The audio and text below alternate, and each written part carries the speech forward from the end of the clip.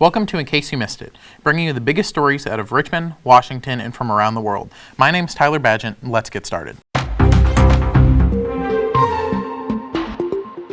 On Wednesday, Congressman Mike Johnson, Republican of Louisiana, was elected as the new Speaker of the House after over 3 weeks of gridlock following the vote to remove former Speaker Kevin McCarthy from office. Republicans nominated 3 House Republicans before settling on Johnson: House Majority Leader Steve Scalise of Louisiana, House Judiciary Committee Chairman Jim Jordan of Ohio, and House Majority Whip Tom Emmer of Minnesota. Scalise withdrew his candidacy on October 12th after it became apparent that he could not attain the 217 votes needed to win the speakership, as did Emmer on October 24th, only 4 hours after being elected as the nominee. Jordan was the only nominee of the 3 to reach a floor vote, but was unsuccessful for 3 ballots before being removed as the nominee for Speaker in a secret ballot conference-wide vote.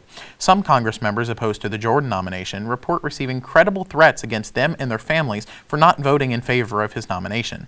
Johnson was selected late Tuesday night by the Republican conference over other names such as Byron Donalds of Florida, Mark Green of Tennessee, and others. Some are concerned over his low name recognition, as Johnson is not a well-known name around the country. In fact, Republican Senator Susan Collins of Maine said she would need to, quote, Google him. Johnson is on the further right end of the House Republican Conference, supporting the effort to overturn the results of the 2020 presidential election. He also opposes same-sex marriage and supports a nationwide ban on abortion. Johnson looks to restore activity in the House following weeks of gridlock produced by the lack of a speaker. This includes acting on aid to Israel, of which President Biden has proposed a $105 billion aid package combining aid to Israel and Ukraine, and averting an impending government shutdown by November 17th. Quote, democracy is messy sometimes, but it is our system, end quote, Johnson said, following to make him the Republican nominee for Speaker. Quote, we're going to restore your trust in what we do here. Speaker Johnson becomes the first Republican speaker since former Speaker of the House John Boehner in 2011 to garner unanimous support among the Republican conference, winning 220 to 209 over House Democratic leader Hakeem Jeffries. Last week, President Joe Biden addressed the nation from the Oval Office as the war between Israel and Hamas approaches its 4th week. Tensions have continued to rise around the nation, resulting in acts of violence and harassment. A 6-year-old Muslim Palestinian-American boy was stabbed to death last week in Plainfield Township, Illinois, in an attack allegedly related to the Israel-Hamas War. Wadea Al-Fayoume and his mother were stabbed by their landlord, who is charged with first-degree murder, attempted first-degree murder, 2 counts of a hate crime, and aggravated battery with a deadly weapon. His mother is still in the hospital recovering from serious injuries. Quote, to take a 6-year-old's life in the name of bigotry is nothing short of evil, Illinois Governor J.B. Pritzker said in a statement. Quote, this wasn't just murder, it was a hate crime. Furthermore, in the last several weeks, tensions have particularly risen on college campuses around the country. It began on Harvard University's campus, where the Harvard Undergraduate Palestine Solidarity Committee released a statement co-signed by 33 other student groups that they, quote, hold the Israeli regime entirely responsible for all unfolding violence in Israel and Gaza. This statement came under fire by lawmakers, Harvard officials, and other community members.